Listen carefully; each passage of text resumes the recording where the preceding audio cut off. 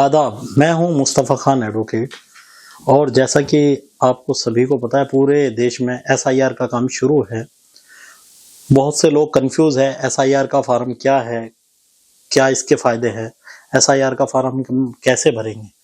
तो आज हम सिंपल भाषा में आपको इस वीडियो के माध्यम से आपको बताने वाले हैं कि एसआईआर का फॉर्म कैसे भरेंगे और ये किस तरीके से इसको भर के फॉर्म को सबमिट करना है। सबसे पहले इसके अंदर ये एसआईआर का आपका फॉर्म है। आपके जो नजदीकी बीएलओ होंगे वो आपको इस तरह का एक एसआईआर का फॉर्म देंगे। वो आपको 2 सेट में फॉर्म देंगे। 2 सेट का मतलब होता है, जब ये आपको फॉर्म भर दिया जाएगा तो आपको एक फॉर्म पे रिसीविंग मिलेगी और एक बीएलओ अपने पास रख लेगा। आपको दोनों फॉर्म बीएलओ से प्राप्त करने हैं। उसके बाद आपको अपने आधार कार्ड के साथ इस फॉर्म को भरना है। मैं इस फॉर्म को भरने से पहले आपको एक बात और बता दूं, ये फॉर्म केवल उन्हीं लोगों को मिलेगा जिनका आज तक पहचान पत्र बना है। जिन लोगों का पहचान पत्र नहीं बना, उन लोगों का एसआईआर का फॉर्म नहीं आया और उन लोगों का फॉर्म जनवरी माह के लास्ट वीक या फर्स्ट वीक में आएगा। तो अब हम आपको बता देते हैं कि एसआईआर का फॉर्म भरा कैसे जाएगा। सबसे पहले इसमें ये मेरा एसआईआर का फॉर्म है, मेरा खुद का। तो मैंने इसमें सबसे पहले जो भरी है वो अपनी जन्म तिथि भरी है। जन्म तिथि के बाद पहला कॉलम हमारा पूरा हो जाता है। उसके बाद दूसरे नंबर पे है वैकल्पिक है ये। अगर कि आपके पास आधार कार्ड है तो ठीक है, नहीं है तो भी चल सकता है ये। अगर आपके पास आधार कार्ड नंबर है तो यहाँ दूसरे नंबर में आएगा आधार कार्ड नंबर। तीसरे नंबर पे आएगा आपका मोबाइल नंबर। चौथे नंबर पे आपका आएगा पापा का नाम, जो आपके पिता है उनका नाम। 5वें नंबर पे आएगा पिता के कोई भी वोटर लिस्ट में से जो उनकी नाम है उसका एपीएक्स नंबर होगा या जेकेएम होगा या और भी किसी तरह का हो सकता है। जो पिता है, किसी का भी फॉर्म होगा उसके पिता का आएगा, ना पति का, ना बीवी का, ना किसी का, सिर्फ पिता का। 5वें नंबर पे पिता का ईपिक नंबर डलेगा। 6ठे नंबर पे माता का नाम डलेगा। 7वें नंबर पे माता का ईपिक नंबर डलेगा, जो पहचान पत्र नंबर है माता का।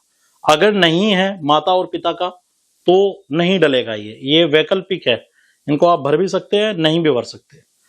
अब ये कॉलम आपका यहाँ पूरा हो जाता है। उसके बाद आता है लास्ट नंबर, इसका पहले कॉलम का लास्ट नंबर। उसमें आपकी पत्नी का नाम, अगर किसी महिला का है तो उसके पति का नाम डलेगा इसमें। तो ये कॉलम आपका खुद की डिटेल फिल होगी इसमें, आपके पिता की, आपकी माता की, आपकी बीवी की। पहला कॉलम यहाँ पूरा हो जाता है, जो कि सभी जानते हैं। हम लोग जो कंफ्यूज है वो इन 2 कॉलम की वजह से कंफ्यूज है। इन 2 कॉलम को कंफ्यूज होने की जरूरत बिल्कुल भी नहीं है, बड़े आसान है इसको भरना।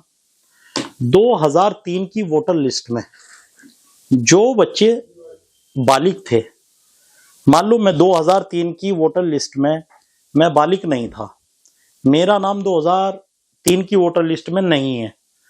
तो जब मेरा नाम 2003 की वोटर लिस्ट में नहीं है तो मुझे क्या करना है?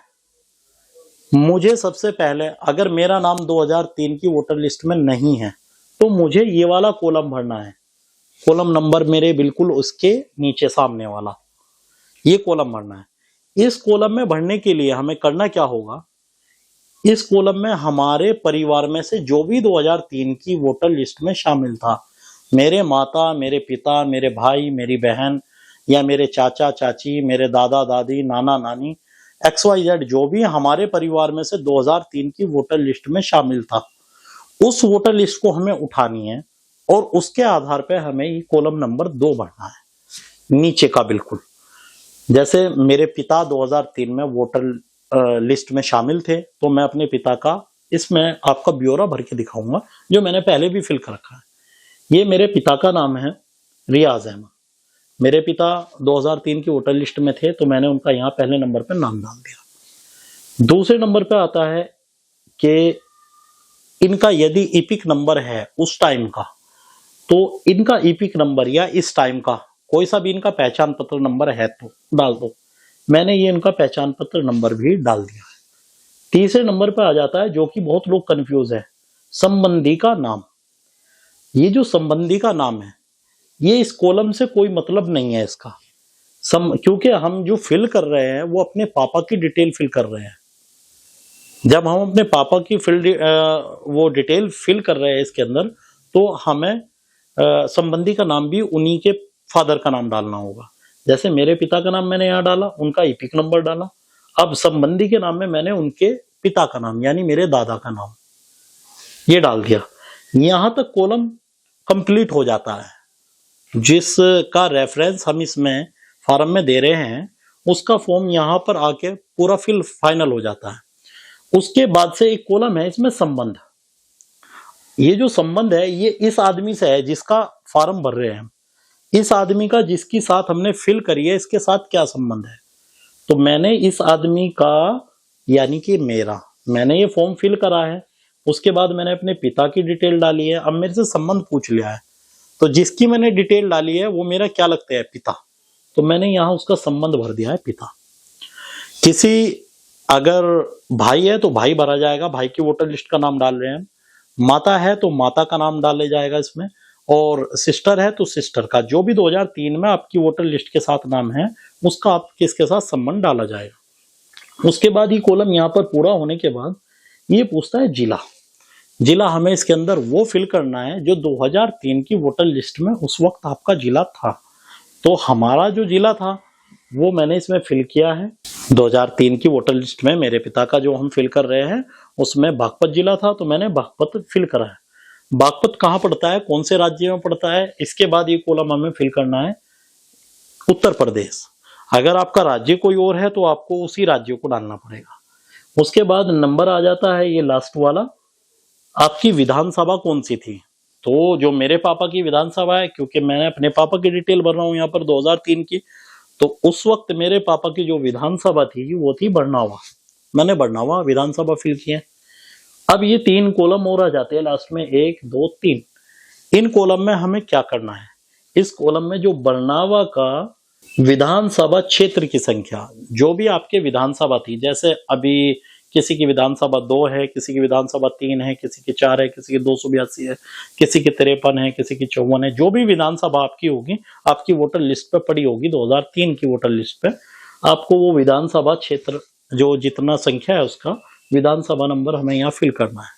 उसके बाद आ जाता है ये फॉर्म, यहाँ पर हमें भाग संख्या डालना है। विधानसभा वो जो जिसमें हमारी वोटर लिस्ट है वो कौन से भाग में है, किस भाग में है, भाग संख्या में यहाँ फिल करनी है। उसके बाद लास्ट वाला कॉलम आ जाता है ये, इसमें हमको ये फिल करना है जो वोटर लिस्ट मेरे पापा की, उस लिस्ट के अंदर कितने नंबर क्रमांक पे है, 1 2 4 6 8 10 जो भी क्रमांक नंबर है सीरियल नंबर पे, उसको हमें यहाँ लास्ट में फिल करना है।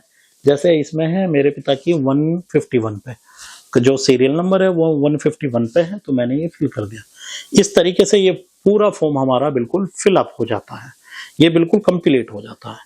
इसमें ज्यादा बिल्कुल पैनिक होने की जरूरत नहीं है बिल्कुल भी, क्योंकि ये बहुत ही आसान है। बताने में तो बहुत टाइम लगा है लेकिन ये बहुत आसान है। अपनी डिटेल भरी, अपने पिता की डिटेल भरी, पिता की जगह माँ बाप भाई बहन किसी की भी भर सकते हैं यहाँ सेम डिटेल। ये अब सबसे बड़ी बात आ जाती है इस फॉर्म की। ये फॉर्म आदमी को कंफ्यूज क्यों कर रहा है, तो जैसा हमने बताया कि जो माता पिता भाई बहन है, जो भी आपके रिश्तेदार नाते, जो भी आपको इसमें साथ में लगाना है उसका तो हमें ये भरना होता है। 2003 में यदि मैं खुद बालिग था और मेरा वोटर लिस्ट में नाम था, 2003 की वोटर लिस्ट में मेरा नाम था, तो मैं यहाँ पर इस वाले फॉर्म को भरूंगा, इसको नहीं। मैं 2003 की वोटर लिस्ट में बालिग नहीं था तो मैंने अपने पिता का नाम लगाया और पिता के नाम के आधार से ही मैंने इस फॉर्म को कंप्लीट करा।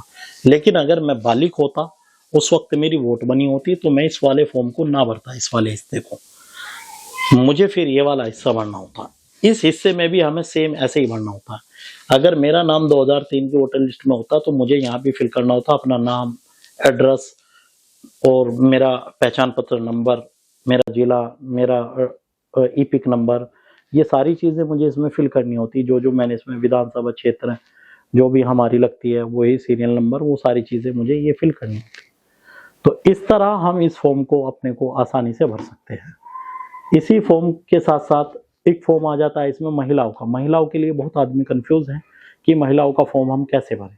तो ये है मेरे पास एक दूसरा फॉर्म है महिलाओं का, जिसमें हम बड़े आसानी से बताएंगे, जो आप समझ भी सकते हैं।